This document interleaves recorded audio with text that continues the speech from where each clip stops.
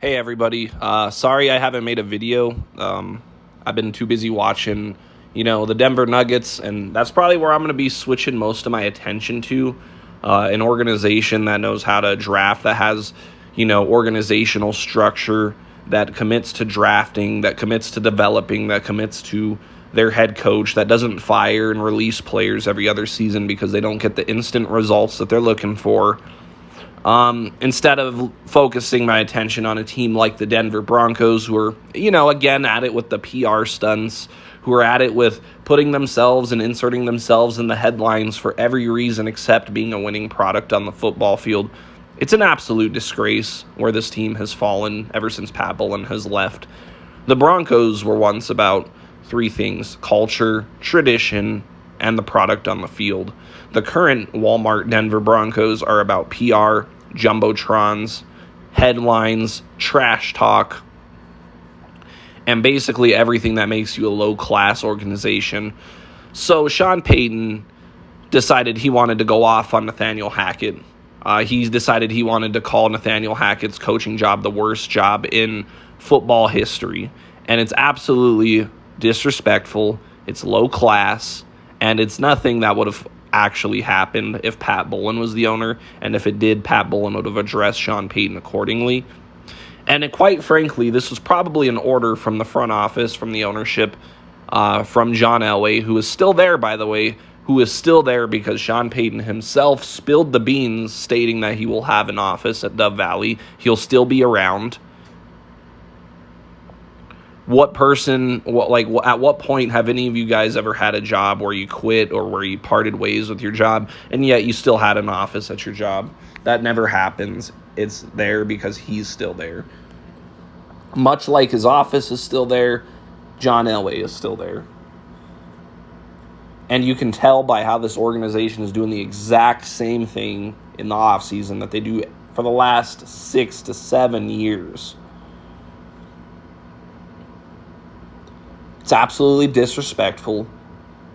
It's low class. It's a low blow. And quite frankly, the New York Jets are going to come to Denver and they're going to beat you guys to a pulp. And I hope that when the clock strikes zero and you guys are down 20 points, 30 points, I hope Nathaniel Hackett flips off the Bronco fans. He flips off John Elway. He flips off the ownership. And it's on the Jumbotron that they just installed. Because Nathaniel Hackett, he came in and told it like it was in his introductory press conference. He said that this team was not just a quarterback away. And this was before they made the Russell Wilson trade as if they were a quarterback away. When Nathaniel Hackett said yes to the job, he had lots of draft capital, cap space, and the building blocks to a hopefully bright future. However, what Nathaniel Hackett did not know is what he was getting himself into as far as the front office, as far as the organizational structure itself or the lack thereof. When he got there, the Broncos decided they wanted to trade all of their draft picks away and a nucleus of young players in exchange for Broncos country, let's ride, Russell Wilson. And then the front office didn't just stop there. They doubled down on it by signing this guy to a $250 million contract before he took a snap in a Denver Bronco uniform. Mind you, their offensive line still in shambles. Their receiving core still in shambles. Their front seven, among the worst in the NFL. Justin Simmons, the most overrated player in the NFL.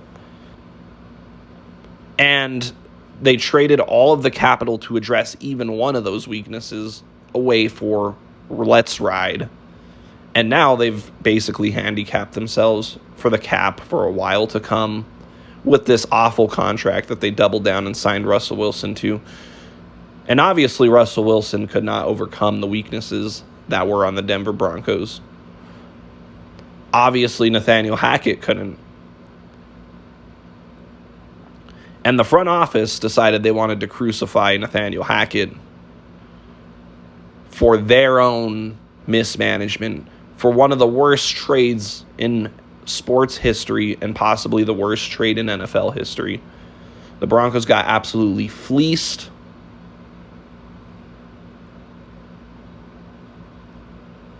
And what motivated them to act like this for the media was the fact that when they brought Nathaniel Hackett in last year, Aaron Rodgers said no thanks to the Denver Broncos because he saw this organization for what it was. And he decided to play one more year in Green Bay. When Denver fired Hackett and he went to the New York Jets, a much more stable organization than the Denver Broncos, he said yes, please, to the Jets and went to the Jets. Not only did he go to the Jets, the final twist of the knife while it was in the Broncos' liver was the fact that Aaron Rodgers just took a pay cut to bring more talent to help the team win a championship. Something Russell Wilson ain't going to know about, and why would he? The Broncos were the ones dumb enough to sign him to that contract. So the Broncos, the front office, John Elway, had Sean Payton go running his mouth. Sean Payton and the Denver Broncos thought, oh my goodness, we're on the Broncos side. Yes, yes, yes. Ironically calling out the Jets for their PR. When the Denver Broncos have the biggest PR department in the NFL, I challenge any fan of any team to go look up your team and see if you have as many AI channels, as many fake channels, as many small content creators that telling you that your team is going to be good next year as the Broncos do. You won't.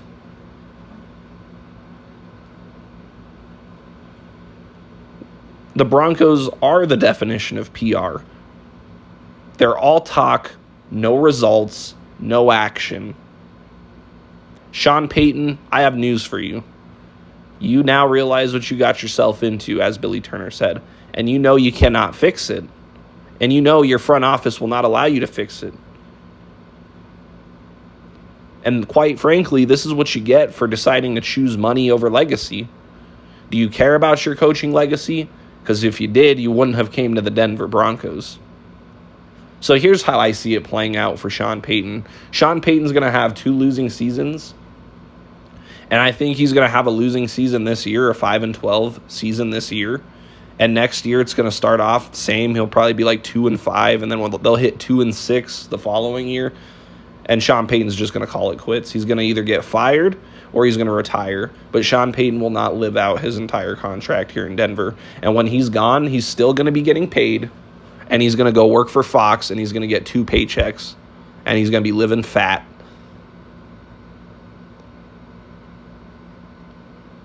Because this is what happens when you bring in big-name people, retreads, and think you're going to be a Super Bowl contending team.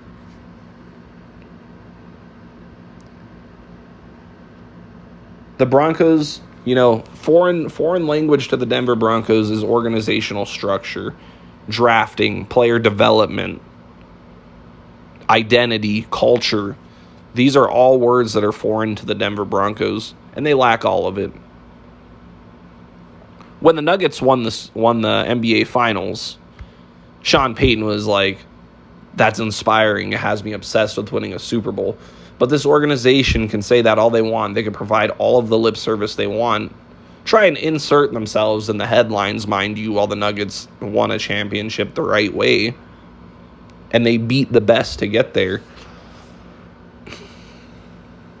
They're not obsessed with how they did it. It took 8 long years of sticking to Michael Malone, sticking to Jokic, sticking to Murray,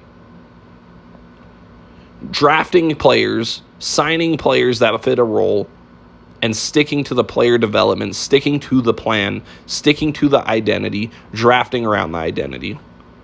And it all paid off because they rolled their sleeves up and they did the work. The Broncos, they don't know what rolling their sleeves up meant if the dictionary smashed them in the head and gave them a concussion.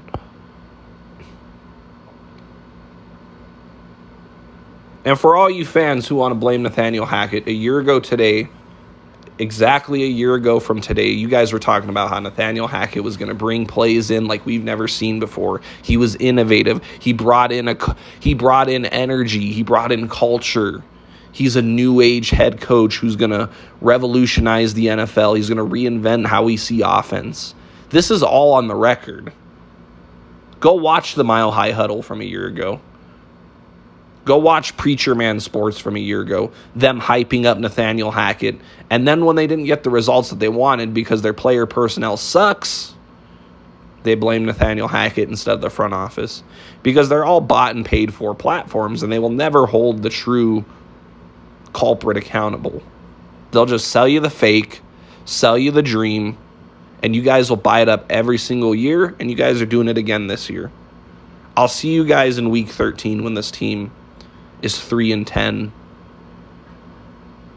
I'll see you guys in week 4 when they get their asses kicked by the Jets. Because I think the teams are going to be out to prove a point to you guys this year. You guys run your mouth. You guys run your mouth. And you guys are absolute dog shit. You guys suck. This team has not been relevant since 2015. 2016, you had a 500 record, slightly better than a 500 better record. But you guys still sucked that year. Your offensive line is what costed you a trip to the playoffs and costed you the division that year. And that was the beginning of the complete dismantlement of this franchise.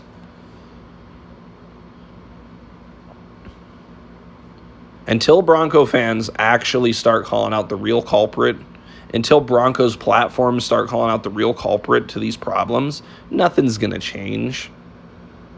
And you guys are ignorant to think it will change.